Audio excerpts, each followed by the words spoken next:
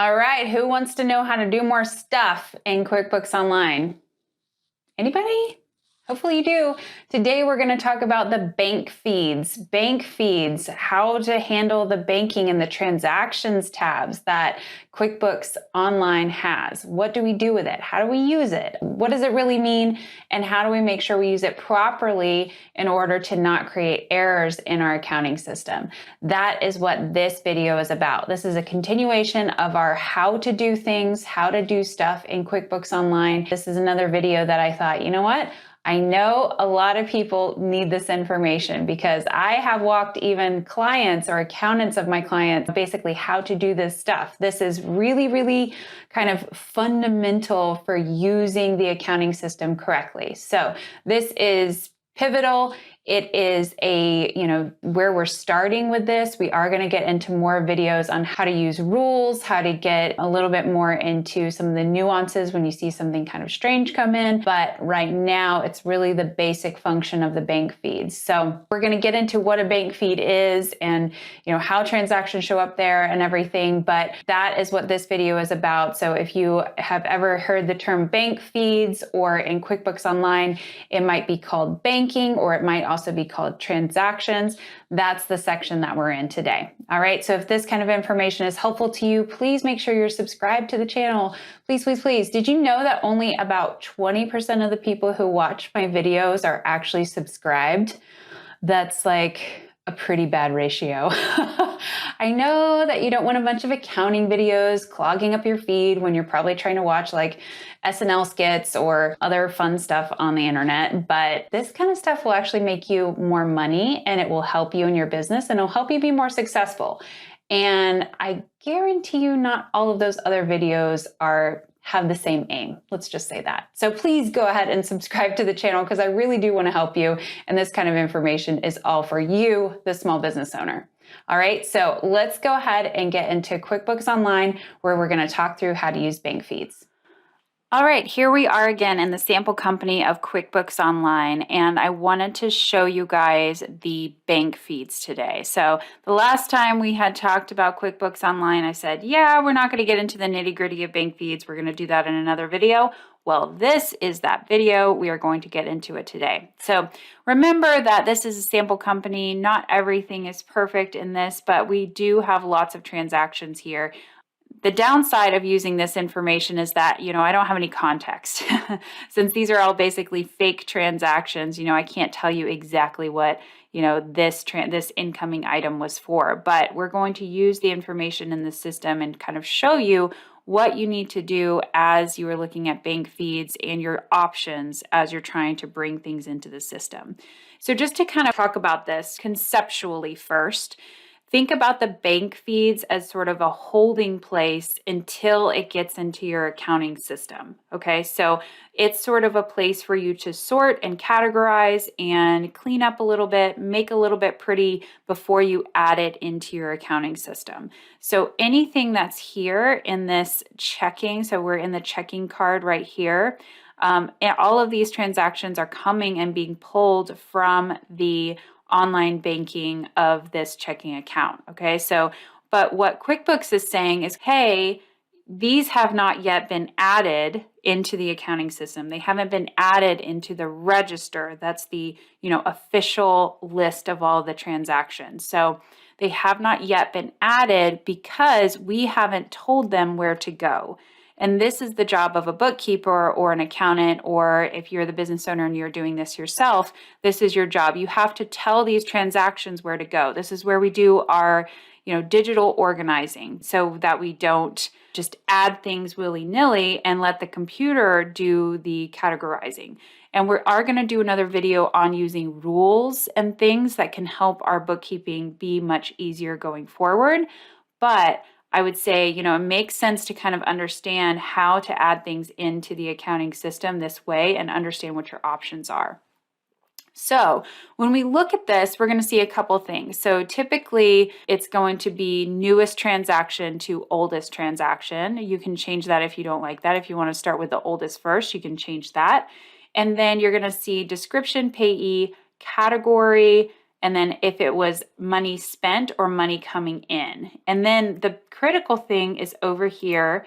You can click on any of the line items and it will expand out so you can add more detail.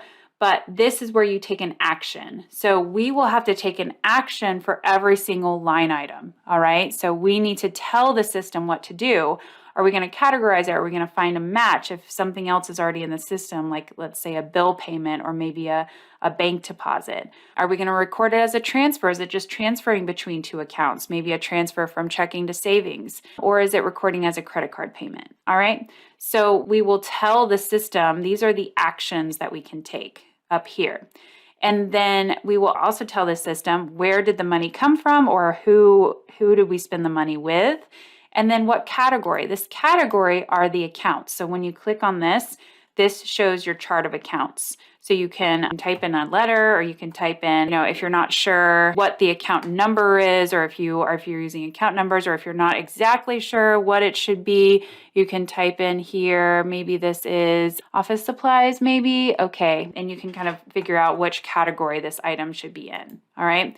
And if you are associating this to a customer or a project and it's billable, you have the option to do that. We're not going to get into tags today, but this is something that's relatively new for QuickBooks Online. You can type in a memo, and very, very importantly, you can add an attachment. You can attach a file. So if you have a receipt, you can attach it here, or if you have some sort of documentation, which is really great to help protect you if you are to be audited by the IRS. You can also create a rule. So if you have a recurring transaction or something that shows up like every time Books by Bessie comes in, if you want it to be created as a rule, you can do that. We're going to have a separate video for that. And then you can also see categorization histories. All right, so here we are in Books by Bessie, and we're going to try to understand what action we need to take for this one. So one thing that I did notice is that this system is already preloaded with some checks that have been written. So in that situation, I'm actually going to go here and go to Find Match and see if there's anything from this payee that's sort of open in the system. And look at this. They did find one check that is for a transaction amount of $55, which is what our transaction was, and the date range seems to match up. So I do believe that the transaction that came through is related to this check that was written. So in that situation, I'm going to match it, which is this checking the box. Oops, we got to check the right thing. We are going to check that $55 and we're going to click Save. So in that situation, now that transaction is gone. It's now sitting in our bank register, and we're going to look at that real quick. And we're going to go down to that date. I believe it was 11/28. There it is. Okay, and then this was that it had a check. And then here it's been matched up. This little green sign means it's coming from the bank feeds and it's been initially cleared. All right. So that means that it's now in the accounting system. Let's get back to our banking feeds and let's see what else we've got. Okay. I'm going to go and do what we were doing before, where we're actually going to be looking at older transactions first. So here's a situation that the system has already found a match for us. We didn't have to go and search for one. I like this match. The date range seems to match up. This looks like it's the right expense. I've got the payee is already listed there and the description. So this transaction looks really great to me. I'm going to go ahead and click match. Hicks Hardware here. This one doesn't look like it has a match. We could go and look and see if it has one. I don't see any really clear. Oh, look at there. 12/21. Is that the right one?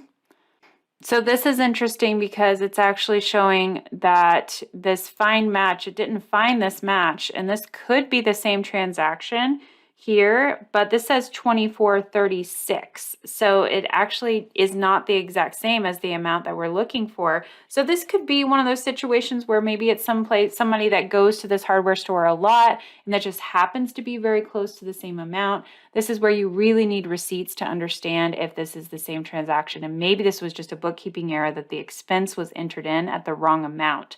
So this would be a question. I would want to see the receipt to get that resolved. I can't say that I'm ready to match it right yet. So I actually will just skip over that one until I can look at the receipt. So Tim Phillip Masonry, this is our next one. I love that the vendor is already pre-populated in here. Let's see here. If I go to here, can we find any matches? I'm not seeing any matches. QuickBooks is not finding any matches for us for the same amount. So I'm going to think this is something that we need to add. I will categorize it as it looks like maybe a labor cost of labor. Let's go ahead and put that under installation. And I'm going to go ahead and say this is probably billable. And I'm just going to make up a complete random project, put it in there just so you guys can see what that might look like. Obviously, I don't know that without kind of having a little bit more detail from this client. But you would add an attachment and then you would go ahead and click add. All right, now the next one, another uncategorized expense. This time they didn't give us any vendor name, but it looks like we've got a name of a Chin's Gas and Oil. So I'm going to go ahead and add that. Oh, look, our vendor is already there. We can select that. And it looks like this is probably an automobile expense for fuel. Look at that. That looks great. Since there's no matching transaction, let's go ahead. I don't think there was a matching transaction here. So it doesn't look like there was any matching transactions here. Let's go ahead and refill that. And we're going to go fuel. And then we are going to click add. All right, here is a bill pay that's actually been matched. So this company was using QuickBooks Online to pay their bills. And this looks pretty appropriate. The bill payment was on 1/1, and then we had this transaction come in on 1/1 for the exact same amount to the right people. We're going to go ahead and click match on that. And then we have a payment received. So this payment was actually for an invoice. So that when our invoices are paid in QuickBooks Online, the payment will show up and it will automatically match the payment to the incoming money coming from the system. So that's pretty great. So we will see that, which is nice. We will just go ahead and click match. Okay, Mahoney Mugs. I'm not really sure what Mahoney Mugs is. Maybe it's a coffee shop, I'm going to say. Let's call this meals. Let's see if they have a meals and entertainment. There they do. Not seeing a match for this one. Oh, look, there's a check. Interesting. Okay, they're using a check at a coffee shop. Well, I just made up the fact that it's a coffee shop. So if that's the situation, this looks like it's the right amount, 1808, 1808. Let's go ahead and click save. All right. And then we have another sales receipt that's nice and matching because it came from the system. Here's a bill payment, came from the system, all looking good. Here's another books. That's looking good as well. Although I would want to make sure that this person, Pam Seats, is that this is properly being recorded to Books by Bessie, because is that the same person? This says legal and professional fees for some counsel. Okay. Remember, I don't have all the context of this business and we're just using this as an example, but I would want to make sure that that is the same person, that this didn't accidentally get recorded in here, because you do have to watch out for QuickBooks Online, sometimes thinking that it's smart enough to know when it's not smart enough to know. So sometimes they will pre-populate something here or find a match, but then it might not be the correct match. So you always have to verify what QuickBooks has kind of come up with, because 90% of the time it's going to be correct, but then the other 10% of the time you're going to have to change it, okay? And 10% is enough to kind of screw up your books. So do not just rely on what QuickBooks tells you is the right match or the right transaction category. All right, so I think you guys get the idea now. You can also, I want to see if there's a transfer here. I don't see any transfers as an option. This one might actually be a transfer, but it doesn't look like it. If we go over to the credit card, again, there's not really a payment over here, but that would be the other thing that you would be looking out for, is either a transfer between accounts. It usually recognizes it, but let's say that it isn't recognized and you were trying to transfer $24.38 from this account to, let's say, the savings. You would just type in the savings account here and then record your transfer like that, okay? But that's not what this is, so I'm not going to record that. That is we believe that to be something that needs to be cleaned up. All right. Well, hopefully that gives you an idea of how to use the bank feeds a little bit better in QuickBooks Online.